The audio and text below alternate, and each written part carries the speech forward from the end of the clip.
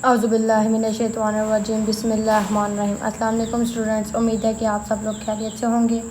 आज हम पढ़ेंगे क्लास 9 की फ़िज़िक्स का chapter number 1 physical quantities and measurement. इसकी हमारे पास एक्सरसाइज है। एक्सरसाइज के शॉर्ट क्वेश्चंस आज। Give a short response to the following questions. हमने क्या करना है, आज इसके शॉर्ट क्वेश्चंस पढ़ने हैं। फर्स्ट क्वेश्चन हमारे पास, how physics play an important role in our life. Physics हमारी ज़िंदगी में क्या इम्पोर्टेंट रोल अदा करता है। आ जाते हैं शॉर्ट की तरफ। Physics help us understand how the world works from gravity to electricity. It drives the technology behind things like smartphones and medical machines. Physics is important for creating new energy sources like solar panels. It also explains everyday things like how cars move and why the sky is blue. Physics जो है वो हमें understand करती है, हमें दुनिया के कामों के बारे में बताती है और ग्रेविटी और इलेक्ट्रिसिटी के बारे में बताती है। ये हमें टेक्नोलॉजी के बारे में बताती है कि स्मार्टफोन और मेडिकल मशीन कैसे ईजाद हुए, इनके बारे में बताती है। फिज़िक्स जो है वो इम्पोर्टेंट है एनर्जी रिसोर्सेज के बारे में भी बताती है हमें कि वो कैसे क्रिएट होती हैं। और फिज़िक्स हमें ये भी बताती है कि कार्स कैसे मूव होती हैं, आसमान ब्लू क्यों है। आ जाते हैं सेकंड शॉर्ट की तरफ। Estimate your age in minutes and seconds. हमने एस्टिमेट लगाना है एज का।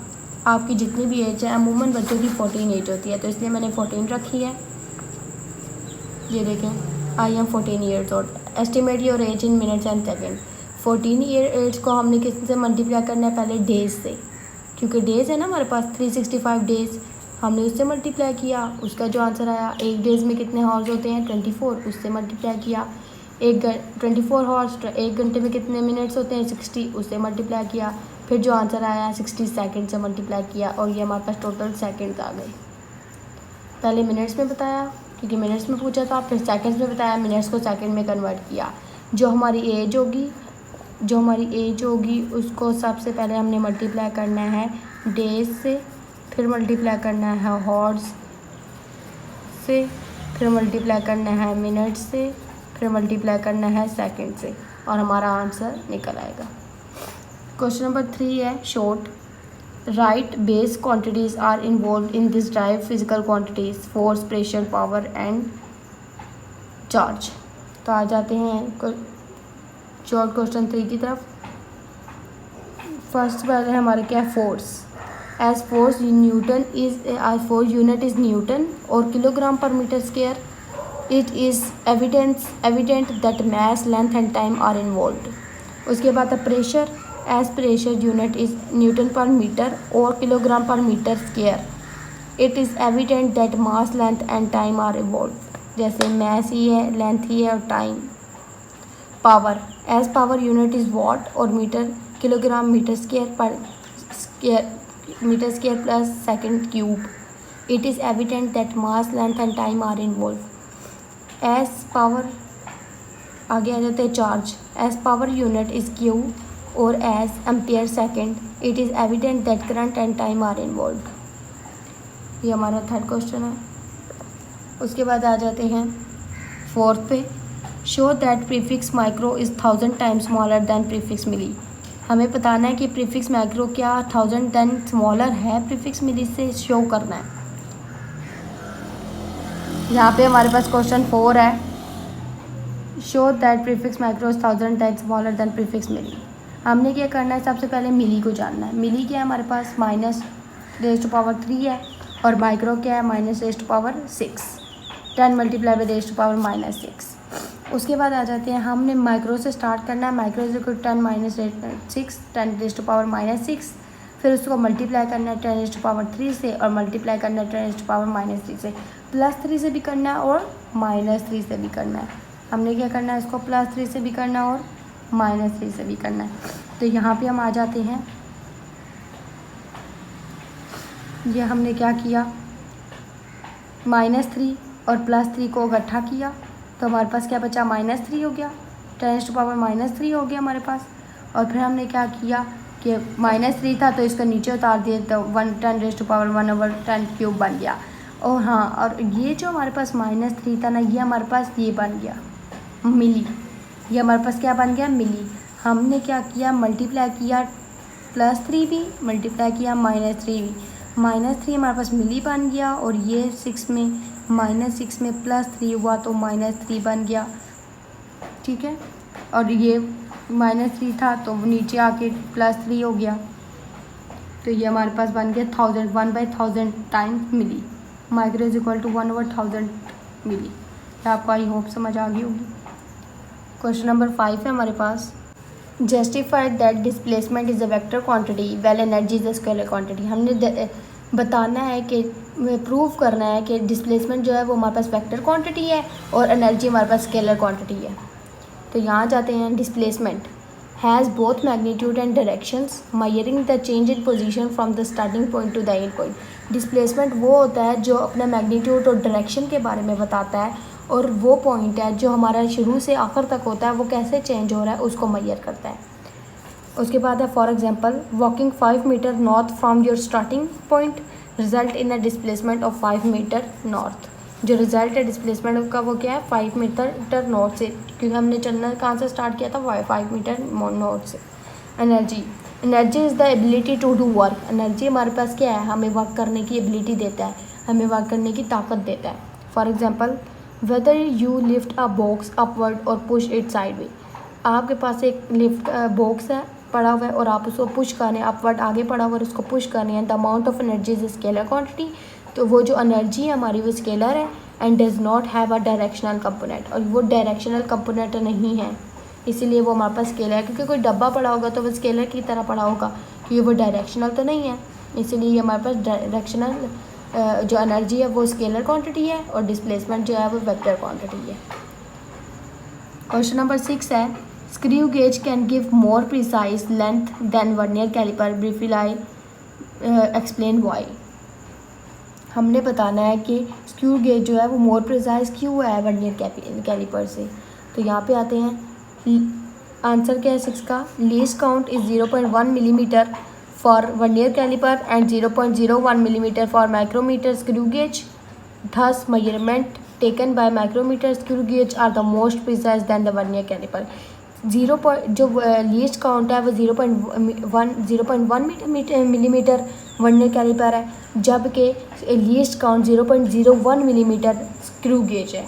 वर्नियर कैलिपर में उसकी इतनी पावर है और और स्क्रू गेज में उसकी इतनी पावर है। तो इस हिसाब से हमारे पास क्या हुआ? स्क्रू गेज जो है वो ज़्यादा प्रिसाइज हुआ, ना, ज़्यादा गहरा है वो, तो ज़्यादा प्रिसाइज हुआ वर्नियर कैलिपर से। क्वेश्चन नंबर 7 है, differentiate between mechanical stop watch and digital stop watch. हमने ना डिफरेंशिएट इसमें निकालना है, mechanical stop watch, digital stop watch. Least count इसका क्या है? 0.1 सेकेंड्स, और इसका लीस्ट काउंट क्या है? 0.01 सेकेंड।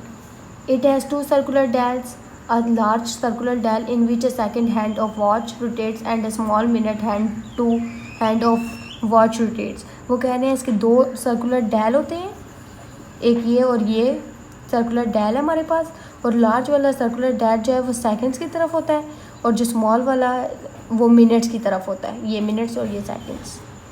उसके बाद आ जाते हैं इधर, digital stop watch usually control by 2 buttons on the case. Pressing the left button start the timer and by pressing it again the time stop. Pressing the right button reset it is to 0।